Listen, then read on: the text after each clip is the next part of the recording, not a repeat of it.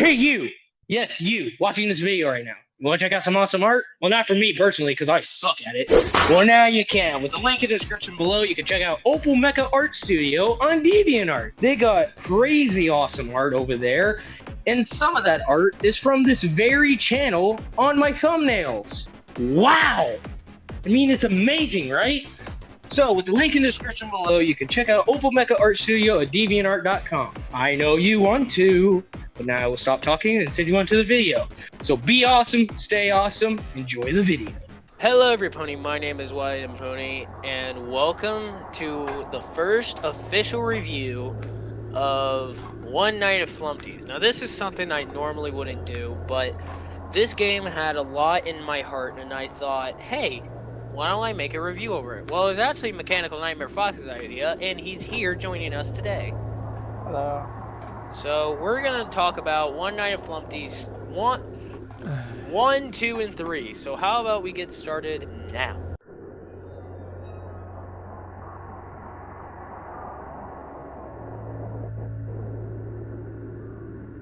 First off, you start entering the game with survive until 6 a.m. and that awesome title screen, but then you hop right in.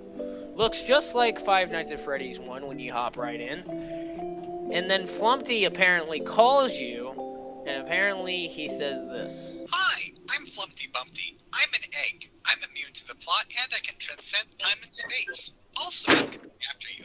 You can figure out the rest. Have fun. So apparently he gives you a funny quote saying that he's immune to the plot and he can transcend time and space. Also, he's coming after us, and we can figure out the rest. And then the good quote, have fun. Evil laughter at the very end. I love it. You guys are seeing the gameplay footage of me when Derpy recorded it when we first started playing. So the footage you're seeing right now is me going through terror and horrifyingness. And apparently there's the famous honk. Honk. Oh god! And then apparently FLUMPTY shows up at my door, which was very funny. But anyway, the honk was made by Jonochrome himself because you could hear it in his voice. Jonochrome started this game as a fan-made game of Five Nights at Freddy's since he found it very intriguing. But apparently in his developer commentary, which if you guys want us to react, let us know in the comments below. Jonochrome made it as a joke, for him just trying new software and to see how he would do it. But anyway, it was a very fun game to play. It wasn't hard that bit. It was a little tricky, but when you just get into it, you're just like, okay, it's very easy. There's these characters. You got FLUMPTY, Birthday Boy Blam, Grunkfist the Clown, the Beaver, and the Red Man. Now, a lot of people know FLUMPTY and Birthday Boy Blam pretty easily, but they don't know the other characters until you look at the screen. Well, the credits at the very end. But Mechanical Nightmare Fox could say a lot about this game as well. So, Mecha, do you want to say anything about this game that you find very interesting about the gameplay? I do like the cartoonist style of the game. Like, it's very cartoony, which I believe One Night at FLUMPTY'S is actually known to be the very first Five Nights at Freddy's fan game to actually be more cartoony than just a 3D render. Which, you know, as you could see, all the characters are actually just 2D animated cartoon characters. Like, as if they're like a PNG almost type of style.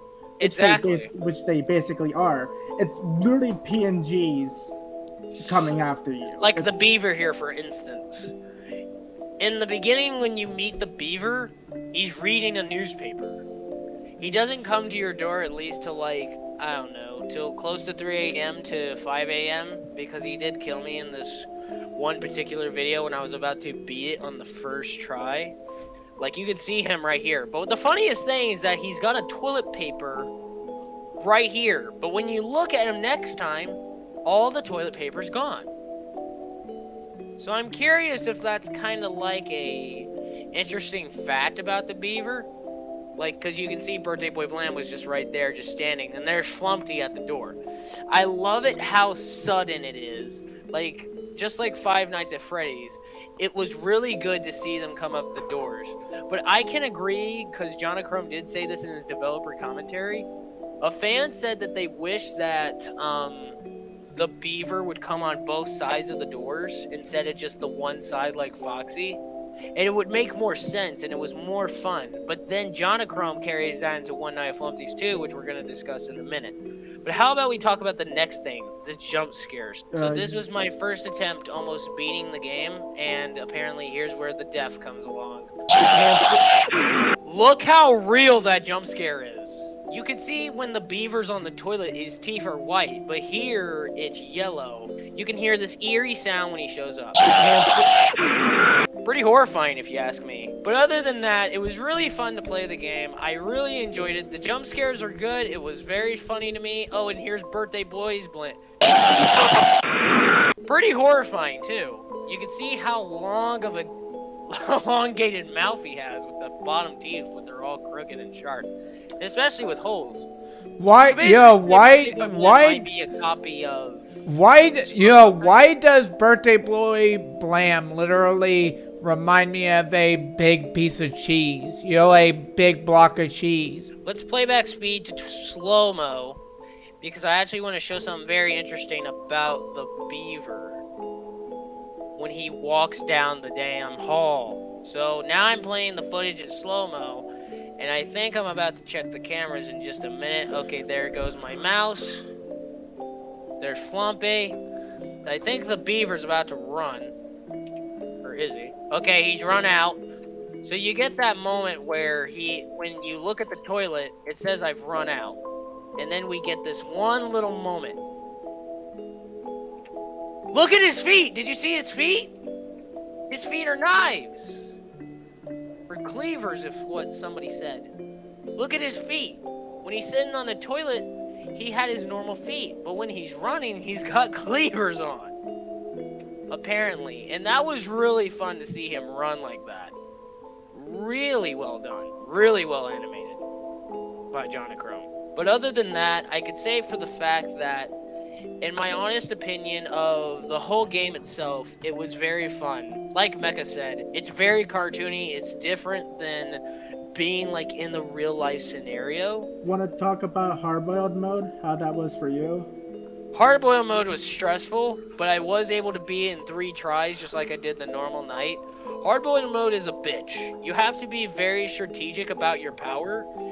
But my strategy is, on these characters, you can know what time limit they are. Like, just keep a close eye on the beaver, keep a close eye on the red man where he's gonna be, and just check the doors. Honestly, I wouldn't even worry about the red man, but the game focuses more on using the cameras than worrying about your power, because in Five Nights at Freddy's 1, you have to focus on the power equally. And other than that, it makes it more fun. You're more stressed out to figure out if the character is going to show up. Like, Flumpty just shows up, and somebody made a good valid point. If Flumpty's immune to the plot, really, why can a door just stop him? Jonochrome said it can't. He's just doing it because it's his fun house. It's like a circus house. And you can see Grunkfist is already popping out of his hole at 4 a.m. But Grunkfist, I think believe, 3 a.m. would show up. I do believe So Grunkfist this shows... is where shit got real. So Grunkfist was about to come out, and if you kept lowering the monitor, I think his mouth would get wide open, and if you kept going, he was eventually going to jump scare you. I have a high doubt you're going to get jump scared by Grunkfist. As long as you don't use the monitor a bunch of times when Grunkfist is around, like, use it barely if you got to. But always keep a close eye. If I was you, when Grunkfist shows up, I would keep a close eye on the beaver only. Don't worry about Blam, don't worry about Flumpty, and don't worry about the red man. Just look at the beaver every once in a while, just like you take a look at Foxy at the curtain, and then you're just gonna win the game, whether if it's normal mode or if it's hard-boiled mode.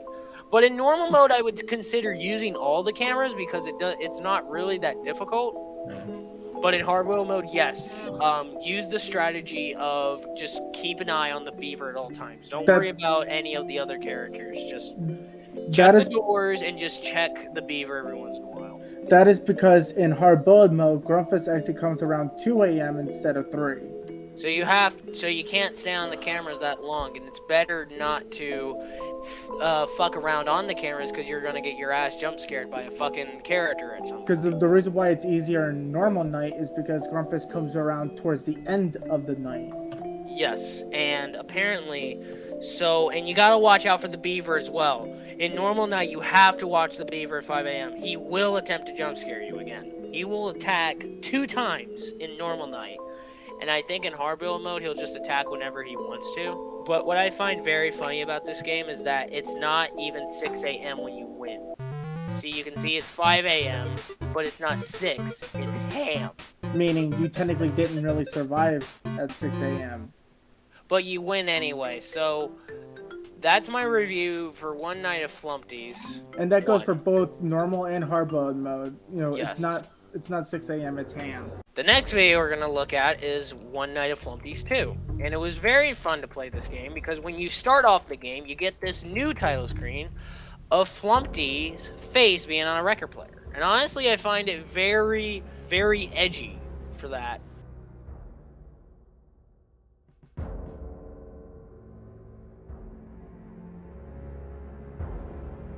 So, Jonochrome wanted to make a different, entirely new game because he knew the fans would want it, but then you're greeted with this whole new office. So, in this new office, you got bubblegum hair, you got a cheetah on the wall. I don't know who the hell that is. You got a pig right there, and you got Freddy's head on the wall. Now, before, the pig used to be Piglet, but Jonochrome had to remove all the copyrighted material, just like in the first game, because it couldn't be the official release. But what you gotta love the most about when you join this game is the song. Welcome one and all the FLUMPTY'S. If your lights turned off, then you're safe. If your lights are on, they'll come find you and rip you a brand new face. Which DA games did use that to make their own version of a FLUMPTY song. They used that right at the beginning, and apparently FLUMPTY just got me. Apparently peekaboo. So now you're getting introduced to 2 new characters in One Night of FLUMPTY'S 2. But just like the first game, you gotta enjoy just poking around and seeing if you can boop anything that you can to just get a funny reaction out of it.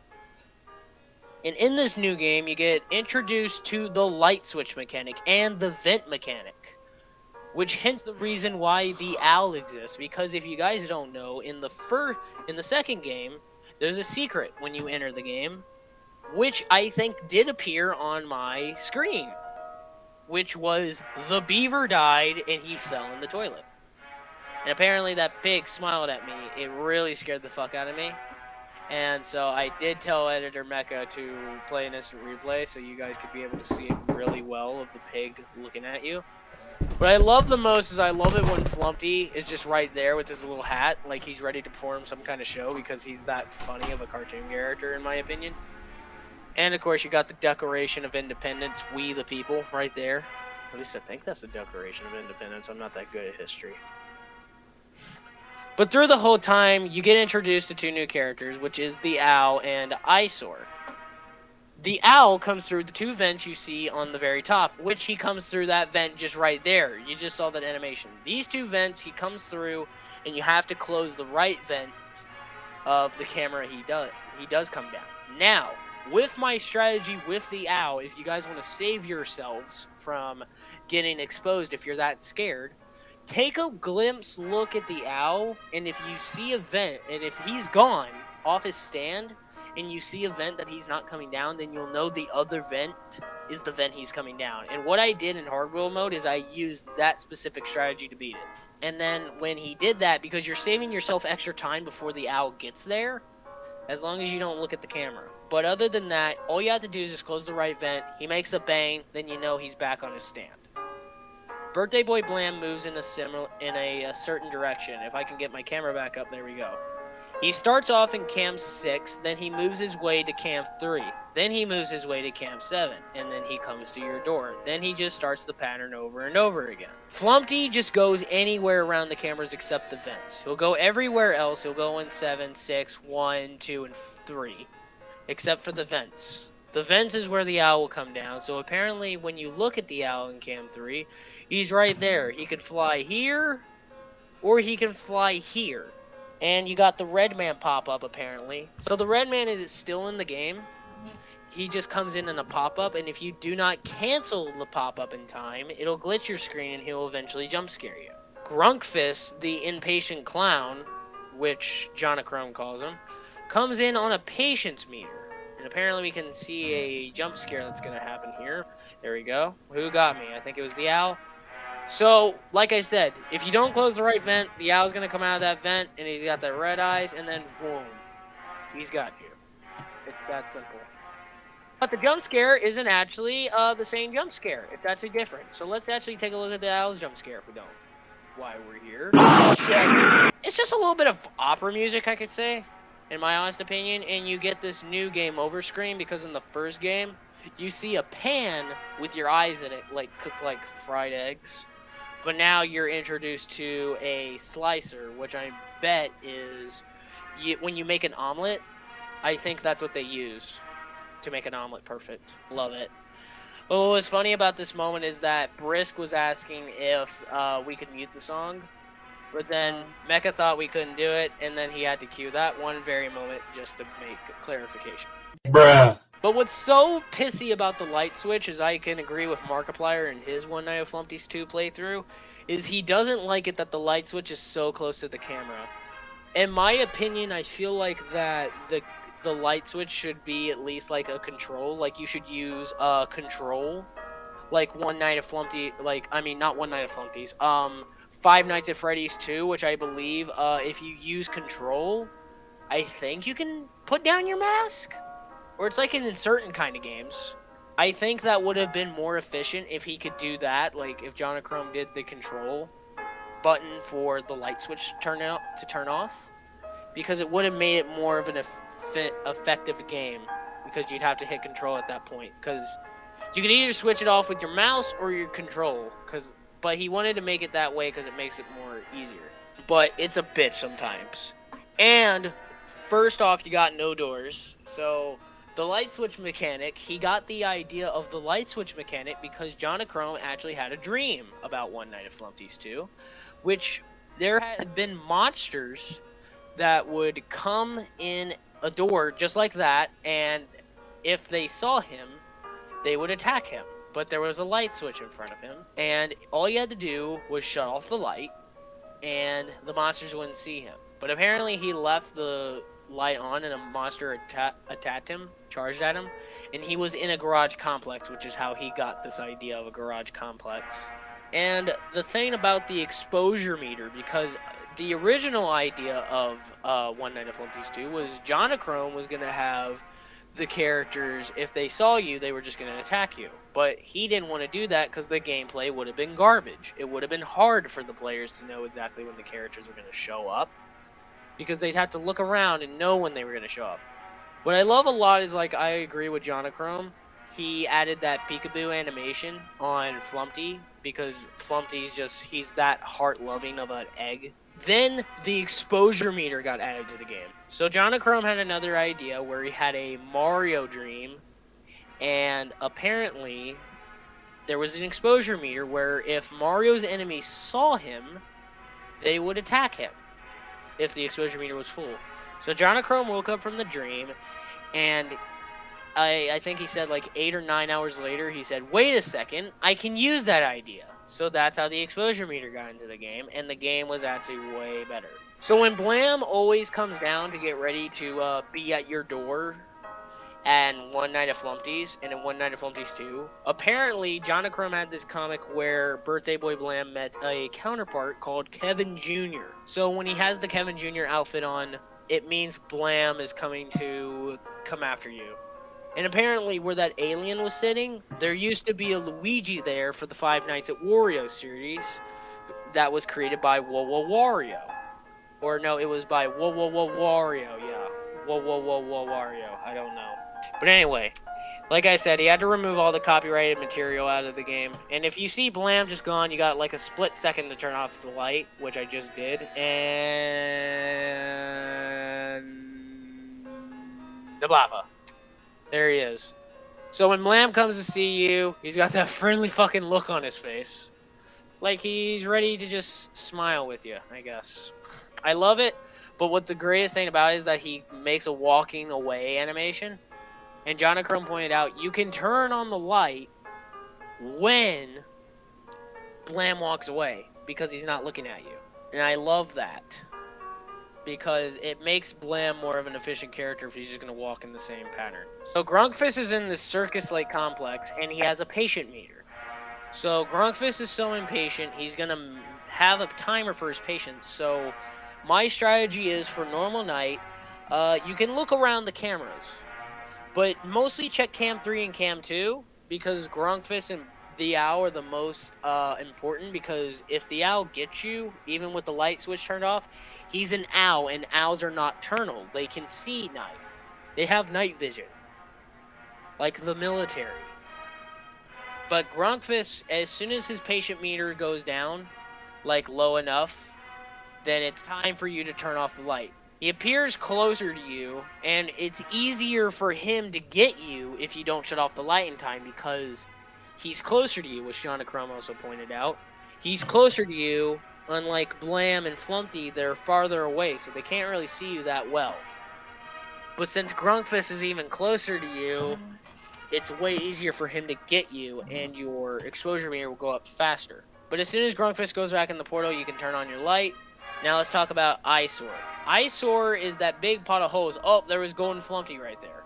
So Golden FLUMPTY I didn't talk about in the last game. Golden FLUMPTY is just another one as a copy of Golden Freddy, obviously. So in the first game, a lot of people pointed out that the eyes in the hole was a character, but Jonochrome said that it wasn't, because then he added the idea of Eyesore in the game, and the idea of Eyesore was the many victims that lost to FLUMPTY, which means people like me lost to his game, his Funhouse of Horrors. So Eyesore stays in that hole, and I don't think he comes around until like, I don't know, 4 a.m. And then he sticks around, and I think he would pop out at like 5 a.m. and that's about it. He only attacks once during the normal night, and then in the hard-boiled mode, he'll attack once every hour. Yes. And in my strategy, when I see Eyesore in Cam 3, I would suggest turning off the light. But the thing is, if you look in Cam 3, he's actually going to go to camera 6. So when you see Eyesore leave camera 6, you better put the monitor down and shut off the light as quick as you can, because with Eyesore having that many eyes... Oh, okay, so there he is. So you saw the exposure meter go up very fast, because look how many eyes this man has. This dinosaur-like creature has, how many eyes? 1, 2, 3, 4, 5, 6, 7, 8, 9, 10, 11, 12, 13, 14, 15, 16. 17 or 16 eyes. So that's easy enough for him to get you if you're not quick enough on that light. So be sure to watch out for Eyesore, because he will be the one to get you the best. Especially in hard-boiled mode. Yes. So other than that, the game was very good. It was very challenging because you had to deal with the light switch mechanic and the laptop battery going down. Because you had to also let the power be on to let the laptop charge. Now, if the laptop battery does go all the way down, then you have to make it start up again, like a restart system on your PC or laptop. Other than that, can I talk about the art style for this game? Oh, of course. Now, what I like about the art style in this one is that he kept the same art style from the first game. You know, it looks exactly the same as the first game's art style and everything like that.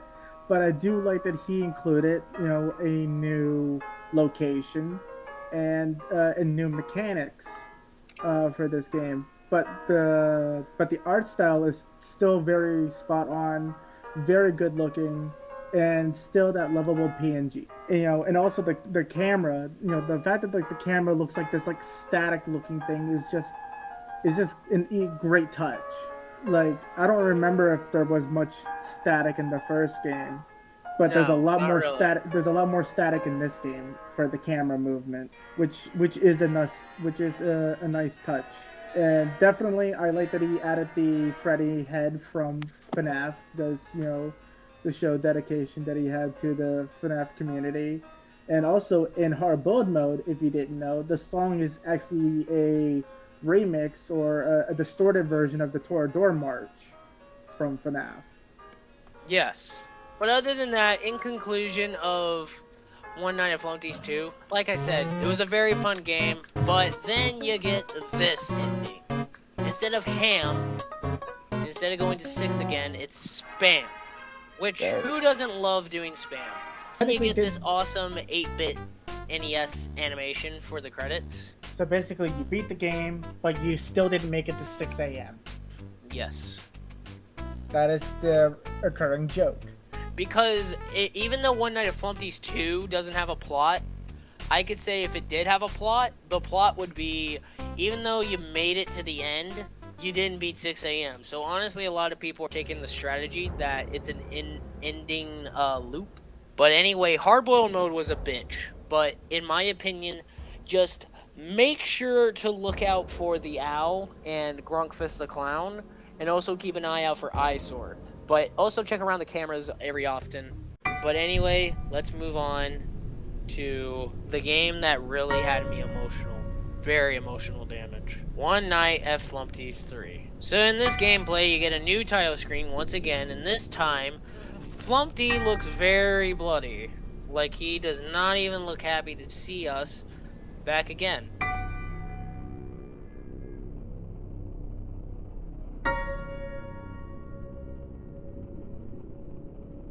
But you can survive until 6 a.m. once again. Then we're greeted with this new office once again. But I will gladly let Editor Mecha add the audio to the intercom call because we kept talking during it and it really kind of made me upset. So, Editor Mecha, please put the sound of the FLUMPTY intercom here in the video, and we will be quiet until it is done. Hiya, best friend. Wouldn't you know it, after all this time, you still haven't survived until 6 a.m. But if you ever do, I'll finally let you leave. Until then, friends, let's play. Okay, continuing on. So now we're greeted in a new office, which it looks like a freezing cold environment, like we're trapped in a freezer. So apparently the idea for the new location was also another dream that Jonochrome had. Jonochrome had this dream where he was on a snowy mountain, but this time it was actually a FLUMPTY dream. So he was on this mountain, and there were 4 doors around him, and every time FLUMPTY and Blam would stick their heads in, and all you had to do was just look at him enough to make him leave. So now we got new mechanics, and apparently he does bring back that static once again, like in normal cameras. I do love the new mechanics in the game, especially the fireplace, because it makes you really pissed off, because it's every concerning to go to that fireplace to warm up. Because if you don't, you're gonna freeze to death.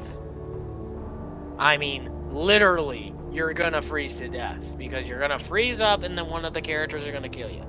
So, in quotation, you are technically gonna freeze to death.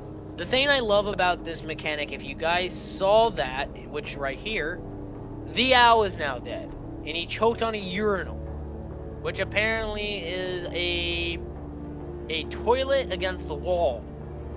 If you go to public restrooms in the store or something, you'll see those urinals. So it was kind of funny to see that he choked on a urinal. Even though I didn't even know what a urinal is until Editor Mecha had to point that out. Thank you, by the way. Like a urinal is literally what you saw the owl on top of in the game. Yes. But anyway. So Bland's about to come down and he's still in his Kevin Jr. pose, but what's funny is that he changed his drink. Now he wants to drink wine. And that's kind of funny that when you look through every game, he has like a different drink in his hand. Like in the second game, he has a teacup, like he wants to come and drink some tea. But honestly, I can see why he's carrying different glasses. It's because Kevin Jr. is like a fancy I mean, you gotta look at the dress, the top hat, and the monocle. So honestly, he's kind of like a rich, gentleman-like figure that Birthday Boy Blam is dressing up as. I think he would be British. I think he would too. But when Birthday Boy Blam disappears, then you get introduced to the snapshot camera, which was a good animation to see Birthday Boy Blam walk back or run back down the hall. I don't know if it's running because it would be scampering because he run very fast. So I could say he was scampering back down the hall when you flash at him with the snapshot camera. So the snapshot camera got introduced, which was part of the 1 week at FLUMPTY'S plans. It was going to be a part of the thing. But the idea for the fireplace was the music box in Five Nights at Freddy's 2. So the thing about the fireplace was the idea of it was to just bring it in since this cold environment was around you. So what did you have to do to keep yourself warm? A fireplace, of course. And of course, the location is a cabin. Yes, a freezing cold cabin, which you must survive the horrors of the FLUMPTY gang once again. Normal night was a bitch. Honestly, in my opinion, FLUMPTY night was actually easier than normal night because normal night you had so many mechanics you had to deal with. Number one, you couldn't flash anyone until Grunkfist was gone back to his fucking billboard-like thing. It really pissed me off. So once again, like Editor Mecha pointed out, you're in a frozen cabin on I think a mountain probably, and there's a blizzard outside. So the fireplace was supposed to be like a safe zone for the player, but he had to get one character where the one safe zone would need to be safe. And who could that possibly be? The Red Man. Because if you see on the newspaper in the first game, he technically survived drinking lava. It was a miracle. I guess he got blessed and he came back to life. So the Beval is a new character into the game because apparently Jonochrome was originally going to bring back the beaver and the owl to come after the player once again, and he did try to figure out a way of how to bring them both back in the game, but he couldn't do it because it would have been bad. He couldn't find any way. I mean, he did his best to figure it out, but he couldn't. But then he got the idea. They're the same character. The beaver runs and the owl flies at the character. So why not combine the corpses, since he killed the beaver and he killed off the owl, and why not combine the corpses? So the Beval got introduced to the game. So the Beval now exists, and what's kind of great about this one game is you get a new jump scare, and the jump scares look more realistic than any other jump scare in the One Night at FLUMPTY saga. Not even joking. It looks so realistic than any other one. I think the best jump scare in One Night at FLUMPTY'S, number one, was probably FLUMPTY, honestly, in my opinion, because you could see his and you get that jump scare right there. Grunkfist, the impatient clown, if you flash at him, he will attack you, and you get this eerie jump scare. And the new death animation. Which is an eye falling down. Game over easy, and it tells you the reason why. No flash photography, because if you guys didn't see, the room that Grunkfist is in is a clown room. Is a room full of clown paintings, and you can see on the billboard no flash photography because at museums you can't really flash photography, and I do not know why. But we'll discuss that later. If you guys know the reason why, let me know in the comments below. I'd really love to know. But other than that, the game was really intense. It was different, the mechanics were different, the animations were great, and the jump scare was fucking horrifying. The Red Man is the only jump scare you really wouldn't get horrified by. Because the Red Man just walks out of the furniture and you're like, oh, I'm dead. It's not even that scary. Because he's just right there. So I think the Red Man's jump scare is like the worst jump scare on the planet. Because all he does is just walk through the fire and then he gets you. Like all the other jump scares were good. The Beval's jump scare. But I think the most scariest jump scare in the game is probably Eyesore. Eyesore and Blam were the most scariest jump scares. And FLUMPTY, I could say. So out of the top 3 of the best jump scares was FLUMPTY, was Flumpty, Blam, and Eyesore because they look the most realistic of all the jump scares. But other than that, speaking of Flumpty, we don't see him in Normal Night. yeah, we don't get to see him in Normal Night because here's why. I would also like to point out the art style once again for this game. Like, I would like to talk about the art style of this game. You know, yet again, like, you know, as the previous two. You know, it's the exact same artwork. You know, exactly as you would, you know, assume. You know, it's the same style, just like changed up for, like, you know, different jump scares and effects and everything. But I do love this style. I do love the style of the game. It's, you know, even though it's the exact same, like, cartoonish style and, you know, in the other previous two games, but I really feel like he kind of like upgraded the art style in a way. Like, things look more cartoonish, but also in a more darker way, which I think is actually pretty cool.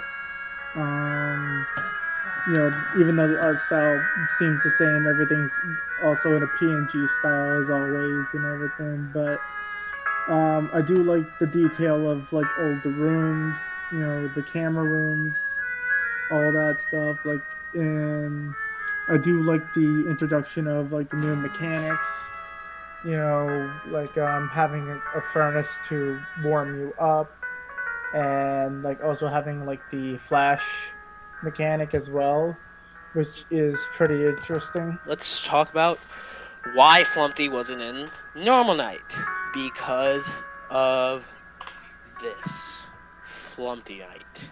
Hence the whole reason Jonochrome made the third game in the first place. So in the beginning of the night, you hear Flumpty coming out of the distance saying, "My turn." Very creepy and soft-like. So you get the same cameras for a few seconds, but then you're introduced to new cameras, which I will gladly show right here. You get the new cameras, but I want to talk about that spider Flumpty. So you got new cameras right here. Cam 8A and Cam 8B are the new cameras, and what they do is they switch around every once in a while. But let's talk about the spider Flumpty. So like the Bevow, he comes out of the tub full of blood and he goes to the vent. But you only get a little glimpse of his animation.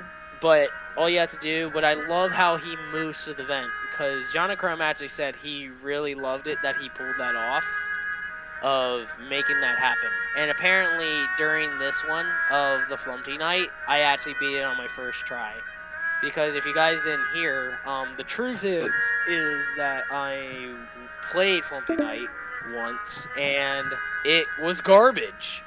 I raged a lot, and it caused a lot of pandemonium in my system, and I got really pissy about it.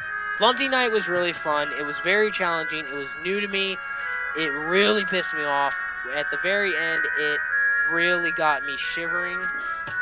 And you have the exposure meter back again, which is a couple-eyed Flumpty, but the exposure meter will go up slow, so I wouldn't really worry about it. You also have door power. Door power now. You got the doors back. And the door power, you have to use it effectively. And you got the patience meter. So let's go to the spider-like Flumpty, and let's see if I can get a good animation of him coming through the halls. Oh, and the glitch. The glitch was very pissy. You have to, in your head, you have to know when the glitch is going to happen. Or what your temperature is at. The spider-leg Flumpty coming down the vent was very effective.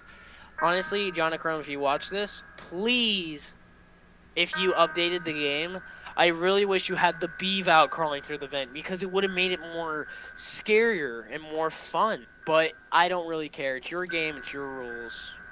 If you wanted to play it like that, you could play it as long as you want to. But other than that, the game was really fun. It was very challenging. I was really scared to fucking death. But then you get this new ending to the very end, so I'm actually going to pull it off. Then... Oh, and during the course of when it starts 4 a.m., you get an electro swing. And Maybe then not. there's the Don't also worry the about it. fact that during the, you know, that during, like, when is it exactly, like 4 a.m. or 5 a.m. where cams 9 and 10 get introduced? Yeah, cams 9 and 10. there's a Flumpty that tries to go shut off your door power. So when you see him before he gets to the main switch, you have to turn on the lasers very quickly. And when you see him gone, turn off the lasers. Then he'll come back. He'll run the same pattern. He just comes from 9, then he'll go to 10. And he runs in the same pattern every time. But then we're going to get this very awesome music, and you guys are going to hear me yell during this. Yes! Oh my god! First fucking try!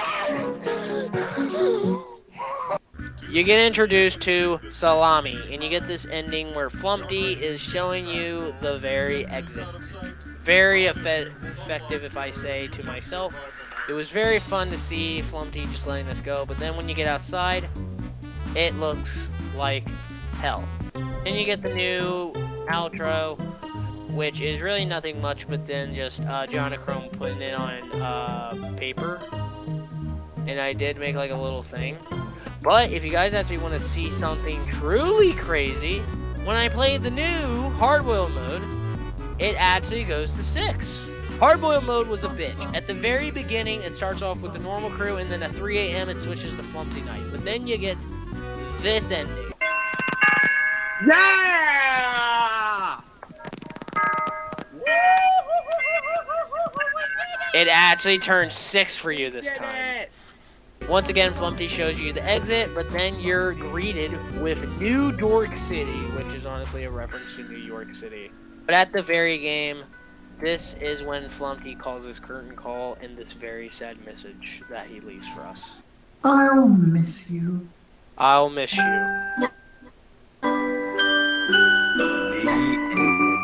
But other than that, in my opinion, it was very fun to see that Jonochrome did something like that.